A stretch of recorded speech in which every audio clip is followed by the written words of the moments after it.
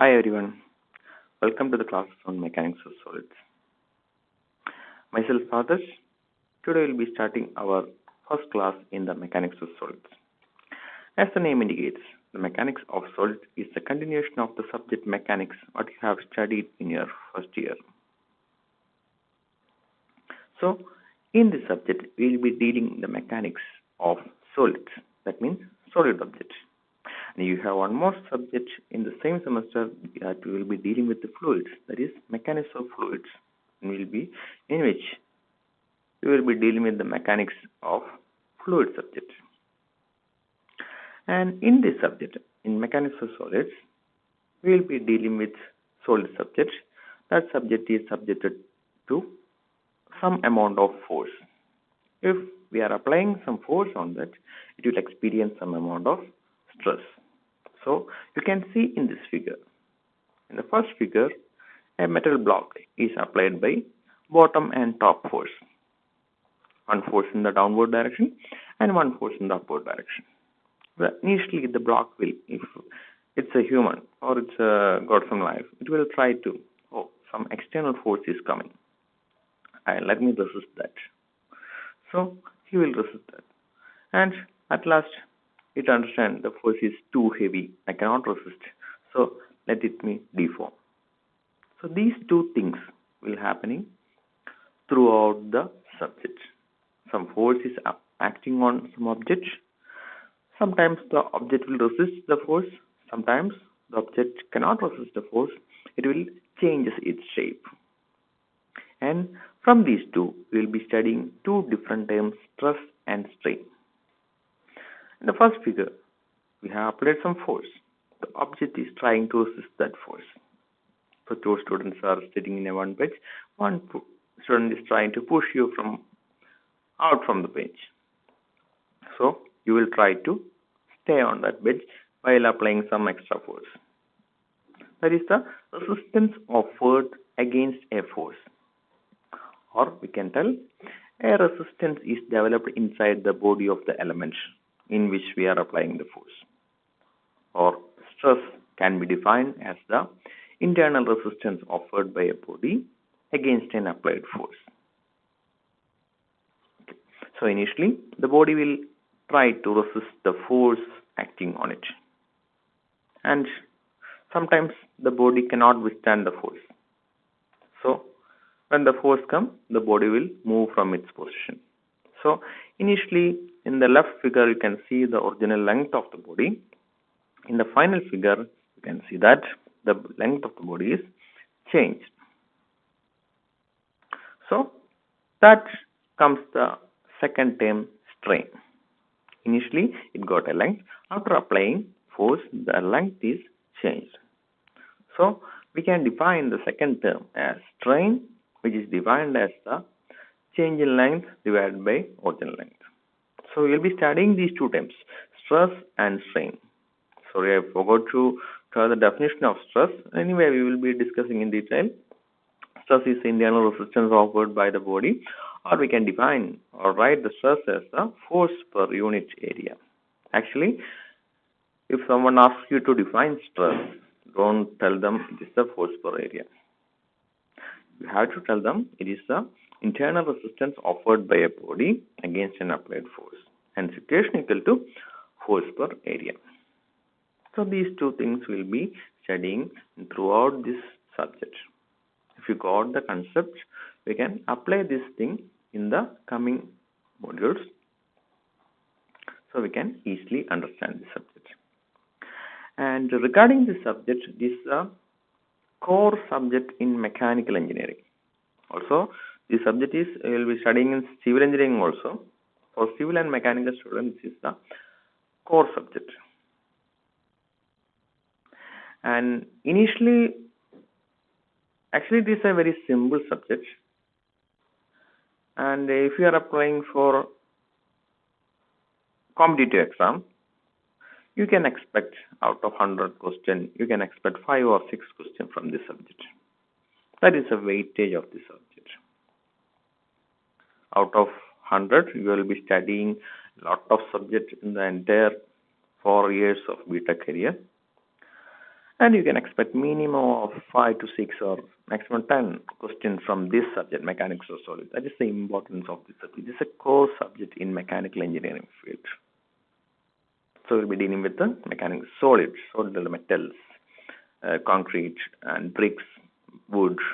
We'll be dealing many metal solid pieces while we're designing, while we're fabricating things.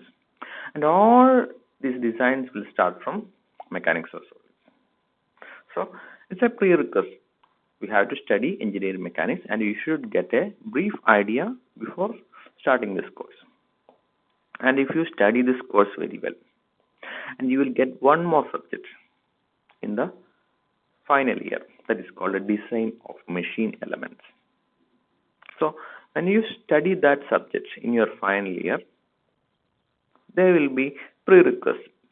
You have to study mechanics of solid and get a brief concept that will help you to study that design of machine elements very well.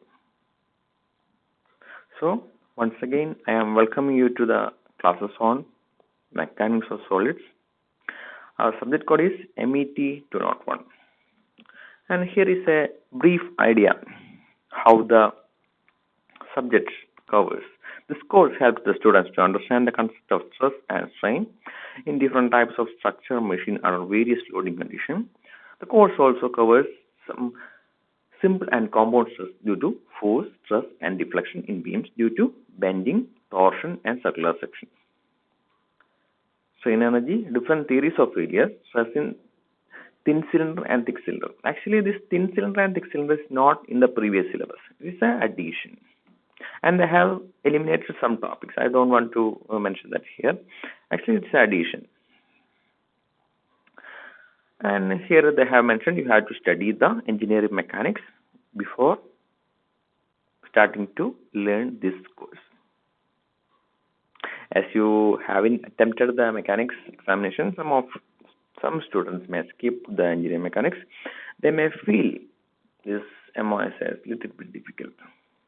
Anyway, I will help you to figure that out. We will start mechanics of solids. Very easy subject, easy to understand. You have to by heart some very few equations, 2 or 3, maximum 5 equations that will help you to solve many problems. Okay. And after studying this course, we will achieve 5 outcomes, and these outcomes will depend on module wise. So sometimes you will get the outcome. We have named the outcome as 1, 2, 3, 4, 5, and you may get the outcome 1 from the first module, and some part of the outcome 1 may be situated in the second module, like that. So after completing this mechanics of solids, you have to achieve these 5 goals. Okay. So the students will get a idea, determine the stress, strain, displacement of structures by tensional and graphical mode circular approach, analyze the strength of materials using stress strain relation for structural and thermal loading, and perform basic design of shafts subjected to torsional bending analysis, beams subjected to bending moments, determine the deformation of structures subjected to various loading conditions using strain energy method, estimate the strength of thin cylinder, spherical vessels and columns, and appreciate theories of failures and its relevance in mechanical design. Actually, the first course outcome, it is not from the first module. Actually, it is not included in the first module. It will come from more circle. It is in the third module, I think. So, it's not sure that the first outcome from the first module, second outcome from the second module. Anyway, after completing all this course, you have to achieve this outcome. And while setting the question paper, we will be distributing the question based on this outcome. So you will get 4 or 3 questions in your series test, and if you got full mark in the first question, you get a 1 mark for the course outcome. And if you got a 0 mark for the second question, you will get a 0 mark for the course outcome. So in entire, you have to score a minimum comparing with the course outcome. That will help you. And regarding the assessment pattern, so we'll be having continuous assessment and the end semester examination. And here is a Bloom's taxonomy. You can see remember, understand, apply, analyze, evaluate, and create. And you will be skipping these last two terms, evaluate and create. When we study any topic, the first thing we'll try to remember that. Second thing we'll try to understand that. And third thing we'll be trying to apply that, and fourth we'll be trying to analyze that. So while we setting the questions, we won't ask you to by heart and give some equations like that. So we won't be giving any weightage to the remembrance part. So we won't be getting remembrance parts. We will be giving weightage to understand part. That is having minimum weightage. And regarding apply and analysis, we will be having more weightage. So out of 50, 100% or 50 marks, we will be giving 20 marks for the application and 20 marks for the analysis part and 10 marks for the understand part. And that will be repeated in the end semester examination also. So the university is expecting 20 plus 10 from a normal student and the remaining 20 from a good student or brilliant student. So you can score 60% mark if you are a normal student, and if you can score more than 60% if you are a good student or brilliant student. That is the university expecting from you. And regarding the internal assessment, we will having an assessment pattern.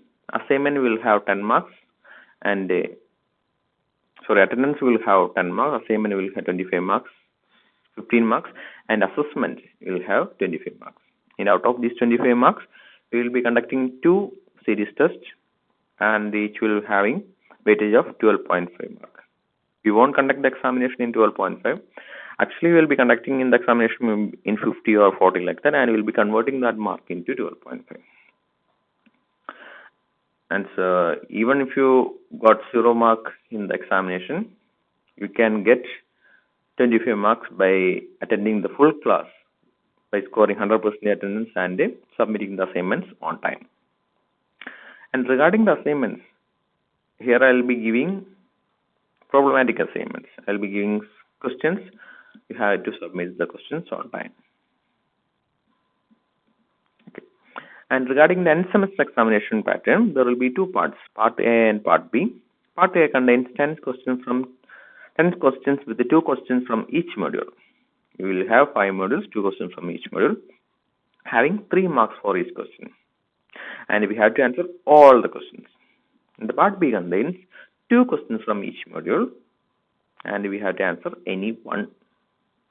So we have 5 modules. We will be having 10 questions in the Part B, and we have to answer 5 questions. And each question carries 14 marks.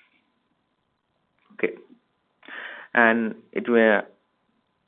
there may be having a maximum subdivision of 2.